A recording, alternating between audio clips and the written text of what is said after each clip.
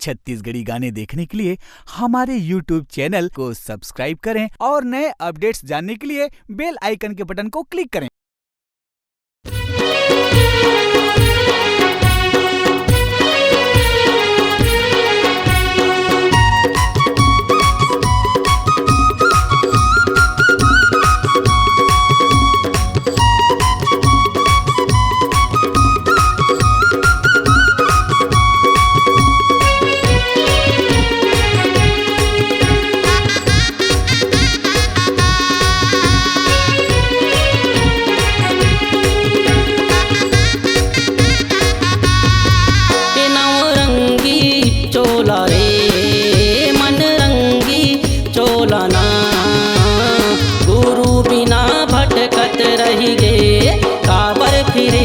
अकेला हो गुरु बिना भटकत रही गे काबर फिरे तै अकेला हो।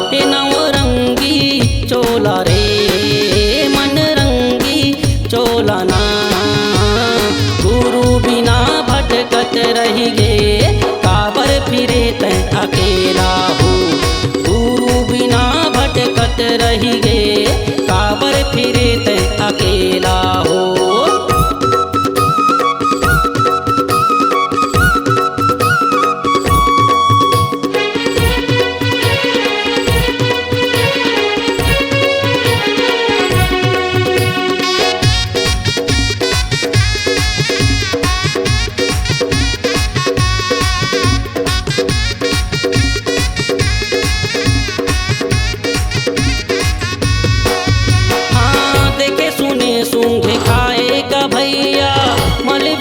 जन्नियारा हो नौरंग के फांदा फंसे ऐसे जकड़े चोला के नहीं कुबारा हो।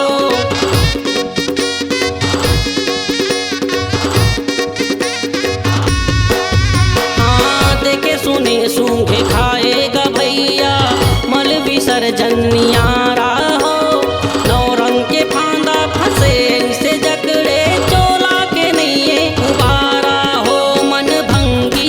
चोला रे मन भंगी चोला ना गुरु बिना भटकत रही गे काबर फिरे तै अकेला हो गुरु बिना भटकत रही गे काबर फिरे तै अकेला हो।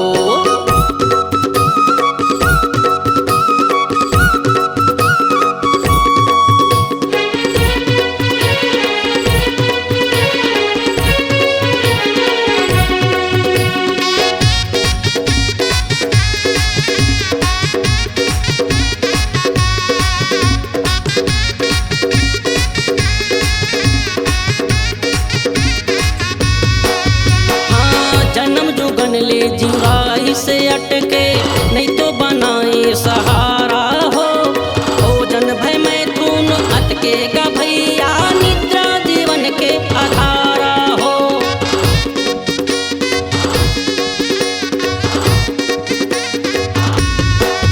हाँ जन्म जुगन ले जिंगाई से अटके नहीं तो बनाए सहारा हो भोजन भय मैथुन अटकेगा भैया निद्रा जीवन के आधारा हो। तय मतंगी चोला रे तय मतंगी चोला ना गुरु बिना भटकत रही गे काबर फिरे तय अकेला हो गुरु बिना भटकत रही गे काबर फिरे तय अकेला हो।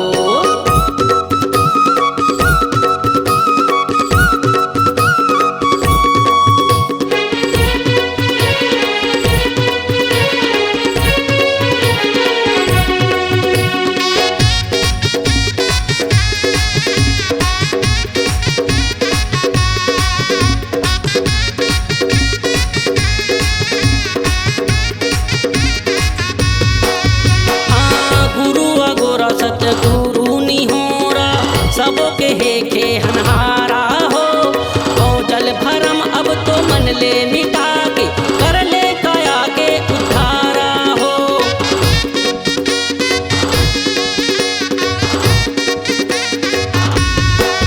हाँ गुरु अगोरा सतगुरु नि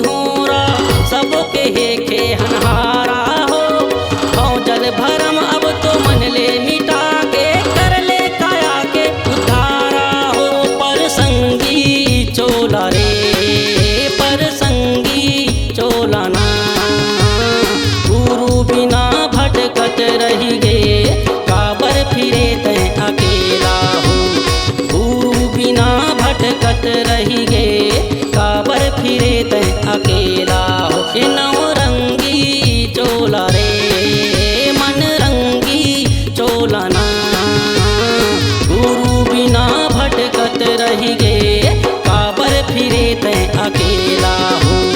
गुरु बिना भटकत रही गे, काबर फिरे तै अकेला हो। गुरु बिना भटकत रही गे, काबर फिरे तै अकेला हो। गुरु बिना भटकत रही गे, काबर फिरे तै अकेला हो। गुरु बिना भटकत रही गे, काबर फिरे तै अकेला हो। गुरु बिना भटकत रही गे, काबर फिरे तै अकेला हो। आपकी आवाज ही आपकी पहचान है।